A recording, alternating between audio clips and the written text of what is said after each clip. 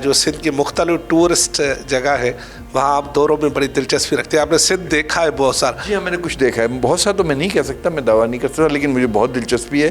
اور اس کے علاوہ میں تو بہت پسند کرتا ہوں کہ میں بھائی جنگلوں میں جاؤں، گاؤں میں جاؤں، گوٹھوں میں جاؤں، عام انسانوں کی زندگی دیکھوں، ان سے قریب ہوں.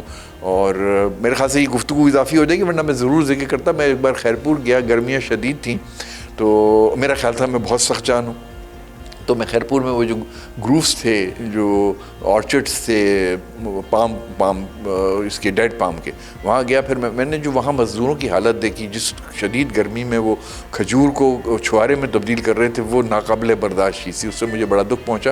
اور میں نے سوچا کہ یار جہاں دیگر لوگوں کے دیگر مسائل ہیں اور انٹیریئر والوں کے بھی مسائل ہیں، اس قسم کے جو مزدور اور محروم لوگ ہیں، ان کے لیے جس کو جہاں جس طرح کرنا چاہیے، حکومت میں ہو یا نہیں ہو، ضرور کرنا چاہیے. تو اس کا مطلب ہے آپ ان مزدوروں کے لیے اگر آپ کو آرڈیننس یا کوئی قانون سازی کریں؟ بالکل، اگر اس کی گنجائش ہے اور ہم کچھ کر سکیں تو بالکل کریں گے. وہاں والوں کے لیے بھی، انٹیریئر کے لیے بھی. اور پورا سندھ ہے، اس میں شہری علاقے بھی ہیں، کراچی بھی ہے. کراچی کی بھی اپنی تکلیفیں ہیں، اپنی مجبوریاں ہیں، انٹیریئر کی اپنی ہیں. مل جل کے اور ایک دوسرے پہ اعتماد کے ساتھ آگے اگر بڑھیں گے، ایک دوسرے کا بلکہ پورا ملک. اور کیونکہ یہ اس میں یہاں بائی لنگول ہے مینلی، دیگر زبانیں بولنے والے بھی کثیر تعداد میں، لیکن مینلی بائی لنگول کہلاتا ہے. تصور یہ یہاں زیادہ احتیاط کی ضرورت ہے. پورے ملک میں افہام و تفہیم کی ضرورت ہے اور اعتماد کی فضا بحال کرنی چاہیے. کراچی ایک بہت بڑا شہر بھی ہے، لیکن کراچی کے ساتھ جو باقی پورا سندھ جڑا ہوا ہے، جیسے کہ آپ کو سندھ میں دیکھنے کا، سندھ کی مختلف ایسی چیزیں جنہیں محفوظ بنانے کا، جیسے کہ بہت ضروری ہے.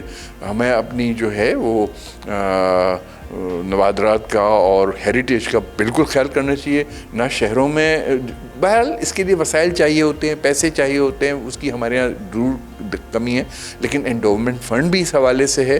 اس کے لیے لوگ کوشش بھی کریں. مجھے علم نہیں ہے کتنا مؤثر طریقے سے اس پہ کام ہو رہا ہے، لیکن بہرحال ہو رہا ہے.